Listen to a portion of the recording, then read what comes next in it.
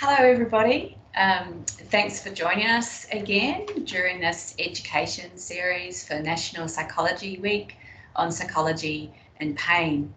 I'm just going to give it 1 or 2 more minutes just to see if we get 1 or 2 more participants, and we will start shortly with introductions, etc.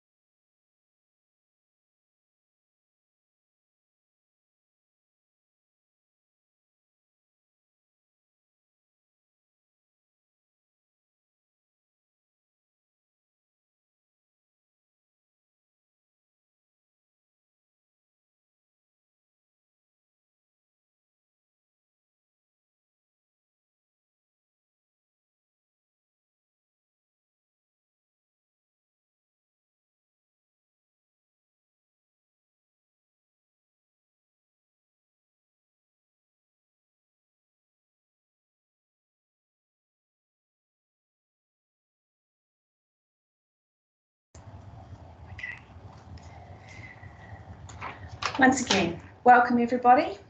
My name is Ali Beeden. I'm a psychologist up here in Townsville in North Queensland, and have helped to coordinate this education series this week, the National Psychology Week on pain and psychology.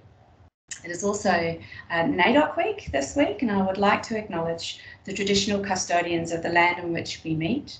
I would also like to pay my respects to elders past, present and emerging. Just a couple of etiquette points for this Teams meeting. Please, as I can see you all have done anyway, remain on mute. You're welcome to turn your cameras off, which it looks like everyone has, but if you want to turn them on, that's fine too. There will hopefully be time at the end for questions and for comments. The chat function for this education series, or the show conversation button on Teams, is not available. So please do ask any questions at the end just by unmuting your microphone, and we can assist you if there's time. This session is being recorded and will be made available for those of you who would like it and for those who've missed today's session. And I will email out to those of you with Queensland Health addresses the link to the recorded session, as well as to a survey that you could fill in to tell us how your experience was today.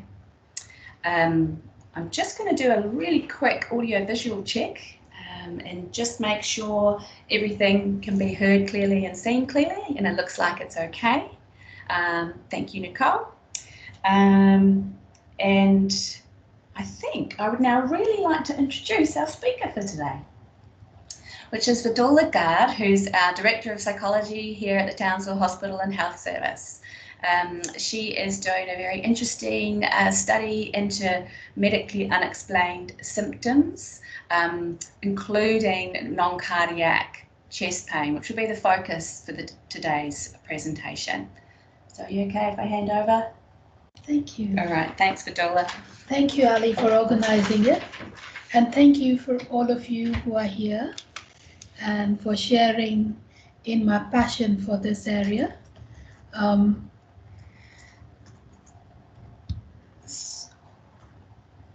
So we are going to talk about, as Ali has said, medically unexplained symptoms, and a clinic which I've just started, and I'll explain to you why and the history, called Medically Unexplained Symptoms Therapeutic Clinic.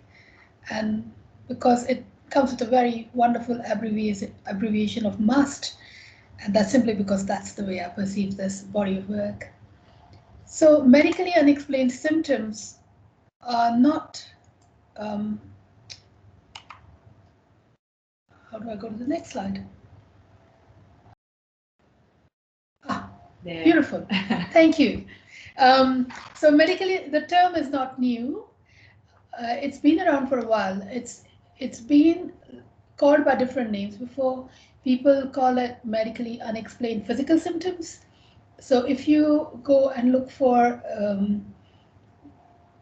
UK literature, you will come across the term MUPS, and they have a specialist MUPS service.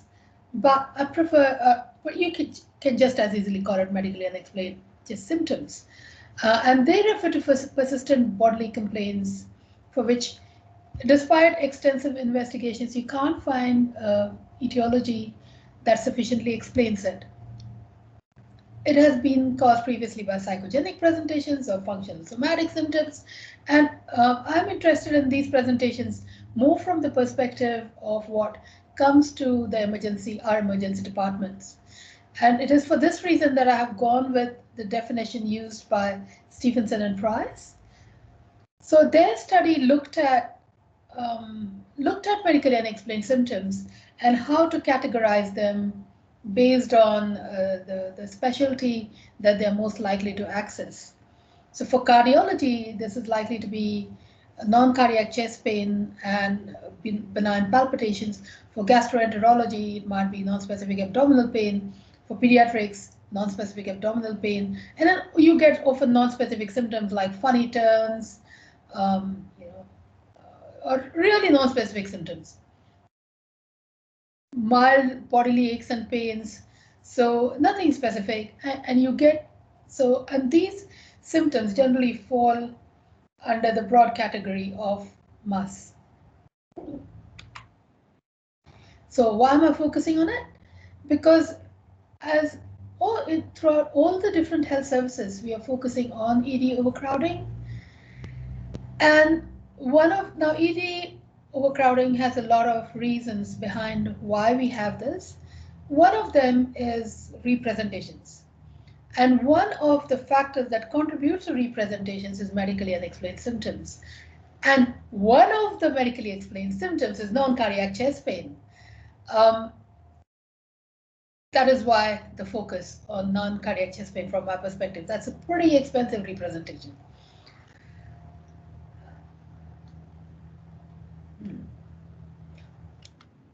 This is my first study. So when I first came, I came to Townsville Hospital and Health Services about 5 years ago. And at that time, the focus was certainly very strong. It's still strong now, but we were looking at what psychologists could look at. What could psychologists do? As psychologists, what could we do to prevent representations? And a frequently occurring representation that I saw was non-cardiac chest pain. So I applied for and got a grant to study, and I found also non-specific abdominal pains and other medically unexplained symptoms. So I got a grant, and as a part of that grant, we carried out research into 6 months of representations for MUS and ED. So our ED produces a list every month of people who represent 3 or more times in that calendar month.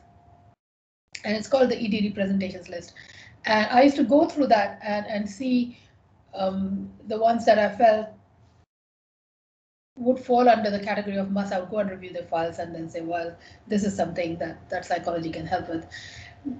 And so when I got this grant, we went through these representations list and picked out those individuals who seemed to present with MUS and did a thorough analysis of charts. So we did, I think from memory, about 638 chart reviews, which is quite extensive. And of which we found that about 11% of those, or about 71 people from memory, over 6 months were purely representing just for medically unexplained symptoms. So their representations were for MUS. Then we found another 17% who were presenting for MUS, but could also have physical etiology that could kind of explain it. So, for example, if we found somebody discharged with a diagnosis of non-cardiac chest pain, but in the background we found that this person had, say, CABG 2 years ago or something like that. So we know there's a cardiac history there, significant cardiac history. And we looked at that presentation and we said this could possibly be MUS. Not necessarily, definitely medically unexplained symptoms, but possibly medically unexplained symptoms. So there were about 17% of people who were like that. By and large, 72% of people who represented, however, we felt that they were for physical symptoms, purely for physical symptoms. Then we looked at all the occasions of service that they were representing for, and we found that 11% of people who were MUS representers actually accounted for 18% of representation occasions of service. 17% of possible MUS accounted for 20% of representations occasions of service, and 72% of actually physical who represented for physical symptoms, purely physical symptoms, accounted only for 62% of representation occasions of service. And when we did the means for the MUS people was 6 point something, and the means there was statistical significant difference between the mean representations for all these three categories,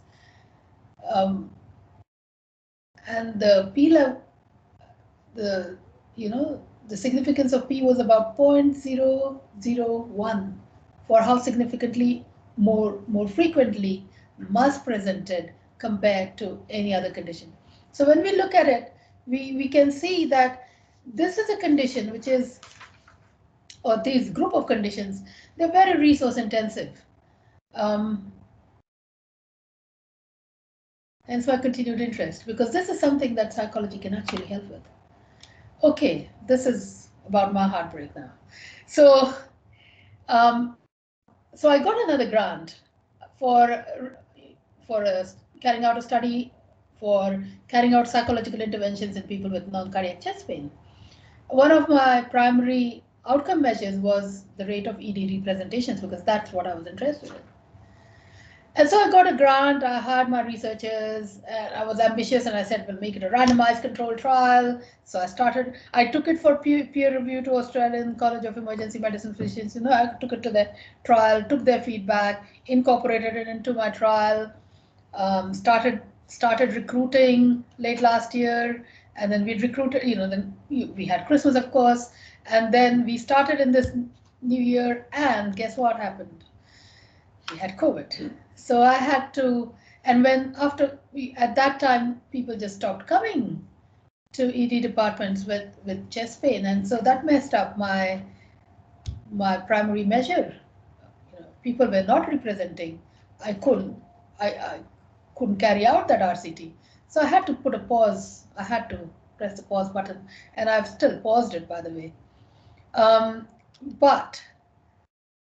But from what I had learned with the few people that I did carry out interventions with, and given the fact that whatever literature I was reading, people were talking about increased health anxiety, more anxiety among people in general, I just said, you know what, if we are going to have more anxiety, we are going to have more people presenting with MUS, because it's anxiety related, possibly anxiety related, but psychologically related. And so let me just start a clinic. How about I just start a clinic? So I just started a clinic. So it's called my MUS clinic or MUS service. And this is the purpose of that service, to provide evidence-based, economically sustainable, because it has to be economically sustainable, services to our patients with MUS conditions. And primary disorders that we are targeting is non-specific abdominal pain, non-cardiac chest pain, and benign palpitations. And that is because our review of literature has suggested that these account for a very high number of representations. They're involved in extensive investigations. They can result in iatrogenic harm, physician burnout, and so, the classic story is somebody goes with chest pain, they're about 30, 35, maybe 40, and then they get extensively investigated. You have troponin 1, troponin 2, this, that, and the other, and there's nothing. All the investigations come out to be negative. And then you go and tell the patient, you know what, I've got some really good news for you. There's nothing wrong with your heart. And quite rightly, the physicians think it's great news, and it is. But from the patient's perspective, the chest pains are real. So they go away saying, there's something so wrong with me, doctors can't fix, and their health anxiety actually goes up rather than down. They continue representing because their anxiety has not been managed. And then, at some point, if they keep going to physicians or they keep coming to ED, at some point somebody will say, well, you just came 5 days ago. We told you there was nothing wrong with your heart. And what these disorders do is physicians burn out because they're at their wits' end. They have given them advice that there's nothing wrong with them. And the patients are still coming back saying, no, I think something really is because I still have this, my stomach, there's something wrong with my stomach, or there's something wrong with my chest. And then we are also, as a health service, at an increased risk for complaints from these people with similar conditions. So this is, these are some of the reasons why I thought this is probably a good time to start my clinic anyway. So this is the main aim of one of the aims of MUS clinic is to provide psychological interventions for reducing non-cardiac chest pain, ED representations. Okay, so again, why am I in the first instance targeting non-cardiac chest pain? Because it's very highly prevalent. These are some of the stats. 50% of chest pain in US, of all chest pain presentations in the US are deemed to be non-cardiac. 58.7 in Ireland said to be non-cardiac. They're 4 times more common than coronary disease or any significant medical condition. So our Queensland research has shown, and this is Dr. Cullinan, she's a very respected person in this field. She's the one who came up with different pathways for chest pain from ED.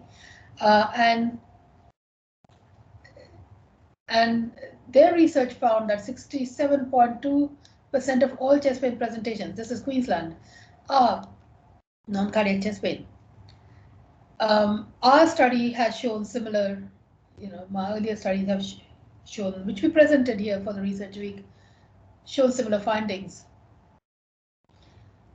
There's other studies like Webster, for example, and I've quoted her somewhere. Webster's studies in UK have found that the quality of life of these people is similar to excuse me.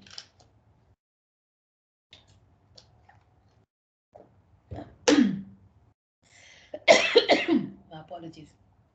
Similar to those individuals with cardiac chest pain.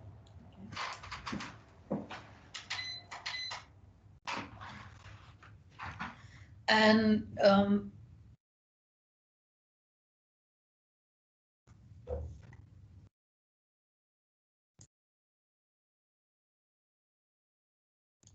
apologies. And so though from a medical perspective, it appears to be benign, from a psychological perspective, it is not. These people, they engage in activity restriction, they don't walk as much, they think they're at risk. You often get comorbid anxiety or depression with these conditions, and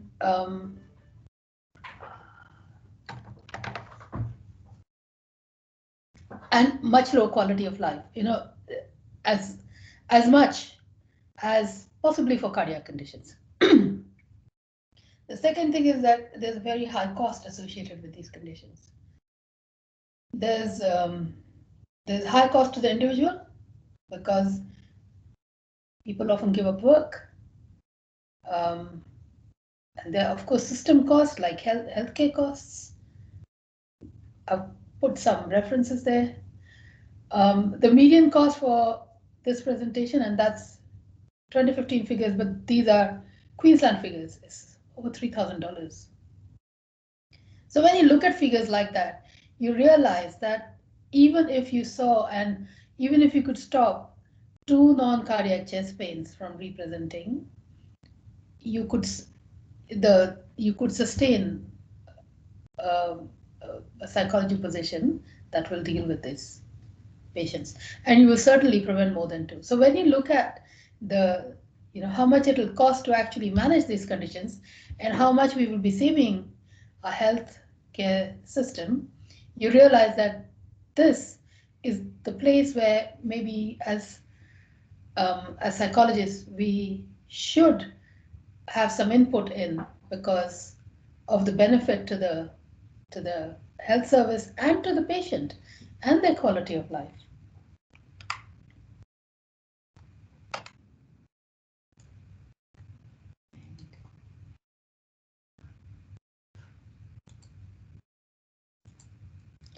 Okay, so this is psychopathology of non-cardiac chest pain. People can be anxious and depressed. They develop non-cardiac chest pain.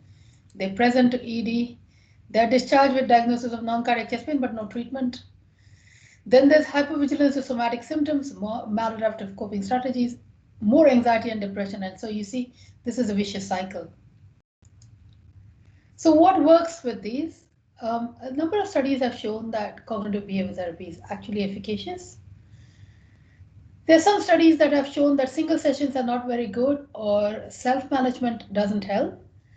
And I think the self-management one was probably UK study. There's and self-management doesn't work, but other studies have shown that around 4 sessions of psychotherapy are actually quite effective. I also thought I'll put in some of my observations for the cases that I have seen. So I have found cognitive behavior therapy to be helpful, but I've also found that some techniques from positive psychology also help.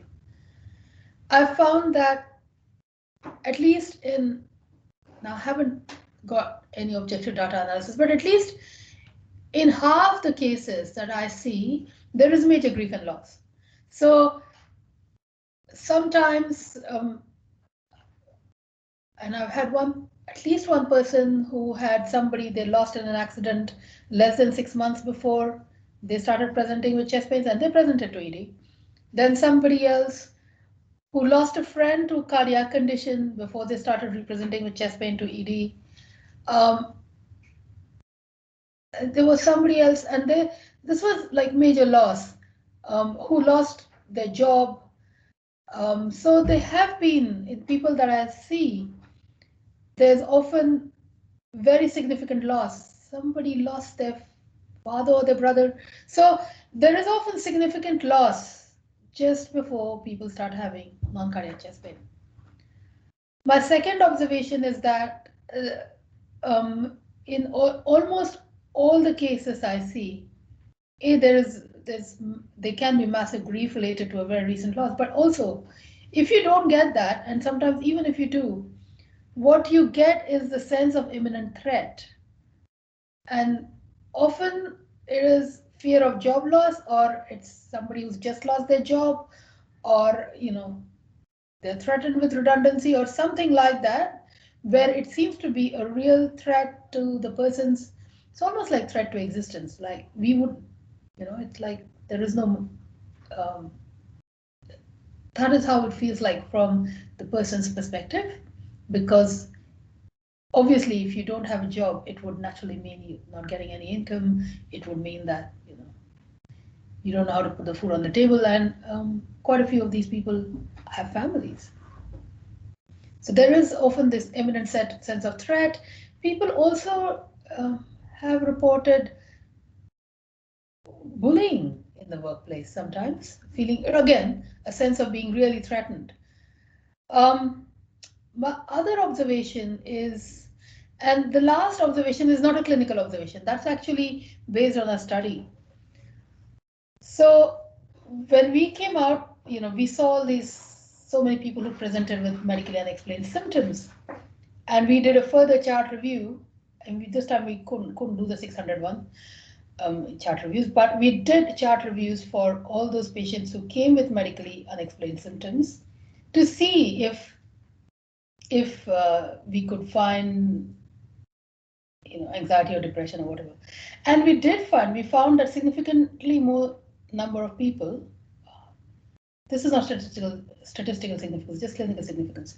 So like this is now, remember, these notes are not being kept by a psychologist or a social worker, but by the ED physician or the nurse who takes down notes quickly in ED.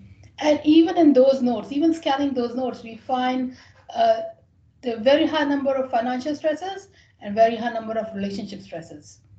So these are the two main categories of stresses that we found in people who represented to ED with medically unexplained symptoms overall. And of course, in non-cardiac chest pain as well. So one of our hypotheses is, the third major thing was, I did say relationship stresses, so that includes family conflict. What we could be looking at, and this is my hypothesis, is that representing to ED provides people with respite. So you're out there, you're feeling really, really stressed. There is something that you need to attend to, but you feel that you can't cope with whatever it is. And you come to ED and you develop these symptoms, which bring you promptly to ED, which give you a respite of at least 3 to 4 hours. And by the time you got out, the urgency has been taken care of. Somehow the stressor has lost its edge. And that seems to be the way it works, because a few who represented very frequently before I started seeing them had major family stresses going on at the time, or had major workplace stresses going on at the time. And of course, if they came into ED and were admitted, you would get a medical certificate saying that you are not fit for work or not fit for these duties, or you went unwell, essentially. So this seems to follow the same model of escape conditioning that people have done with rats. You have a cage that is separated, and on one side is the noxious stimulus, and if you escape to the other side, you terminate the noxious stimulus, and the rat learns really quickly. So, and that is the model for escape conditioning. But I was just wondering whether this behavior of representing frequently for a medically unexplained symptom could possibly be formulated in those terms as as being overwhelmed with a noxious stimulus, which you don't have the copability to deal with. So in your attempt so you escape from that stimulus, but of course you never go back and stay back long enough to learn how to deal with it. And I've often found that, working therapeutically with these people, yes, you do CBT. As part of CBT, you also do problem solving. Okay, so this is the point of intervention. How would therapy work? So people anxious, depressed, non-cardiac chest pain, ED presentation, discharge with diagnosis of non-cardiac chest pain. And those that there is this therapy intervenes between this and hypervigilance to somatic symptoms. So we put therapy in place, and this is what it does. It reduces hypervigilance to somatic symptoms, improves cognitive coping strategies, and helps people actually deal with their stressor on day-to-day basis. So the need to escape, the psychological need to escape a stressor isn't there because you can deal with it. Okay, so I just thought I'll give a couple of studies. These are not, so these are, any of these cases has elements of a few cases, so there is no identifiable data. I'm just giving you cases as illustrations. So a gentleman in 40s, a few cases like that, came with multiple presentations. One of the things we found was that this was a person who their job was threatened, And they were in a space where they felt that this is all that they know. They're not going to get another job. They are not at the age where they are re-employable. They have no skill set. Um, it took 4 sessions of therapy. At the end of 4 sessions, this person had actually moved to another location and was actually working full time. So the beautiful thing was that they rang and they said they couldn't come to my 5th session because they're actually working full time and couldn't get away from work. Wonderful. And chest pain, what chest pain? There was no chest pain. So it took 4 sessions. This is, and we are also giving. I found that non-cardiac chest pain tends to be more prevalent in males. I think there's data around that. I think even our study supports that. But when women come, they are likely to come with other issues like abdominal conditions, and there might be multiple comorbidities. And so this is one of the examples of somebody who was a bit older, came with um, non-specific abdominal pain, but also non-cardiac chest pain, and was referred and had. So some of these actually have chronic pain, chronic back pain or something else, and they develop non-cardiac chest pain on top. The pathology there might be slightly different. This person within within 1 session reported 80% improvement in chest pain. Within 3 sessions was ready for discharge. So what I'm trying to say is that there is these are really good prognostic conditions with the right kind of treatment. And these treatments are not very expensive, but they need the clinician to be trained in therapy. They need the clinician to know what they're doing, so that this particular illness behavior is not reinforced. But there is it has got very good prognosis. So if anybody is interested, whether it's now or after this, and you have a case, please feel free to make time and discuss it with me at any point in time. I'd be quite happy to help you supervise a case of non-cardiac chest pain if you have anywhere. Quite happy. It's an area I care very deeply about. Thank you. Thanks, Vidula. That was great, and I think would be very informative for other psychologists and health professionals across the state to hear about the work that Vidula is doing in this space on the ground with ED patients. I'd like to just offer the opportunity if anyone's got any questions for Vidula now. If you would like to, just feel free to unmute. Are you comfortable?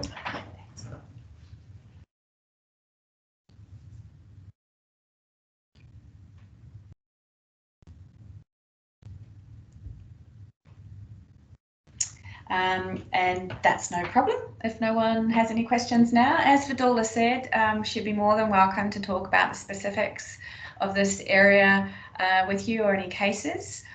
So feel free to get in touch with her. As I mentioned earlier, the recording will be made available via a link, and I will send that out to Queensland Health attendees. And you're more than welcome to spread that as far afield as you like. It'll be on a YouTube clip on a website outside of Queensland Health. So, and also a survey link. We have had a really fun experience this week with all the educational presentations doing this across the state. It's been really successful for National Psychology Week. And we want to learn from those who attended, how they found it in preparation for future events. So if you could also fill out that survey link when it comes through on your email, that would be greatly appreciated. But I think that probably brings us to the end of the week, huh? Yes, that's lovely. Thank you everybody for attending. As I've said, these cases are illustrative only, but if you have a specific case, these are not cases with any identifiable data.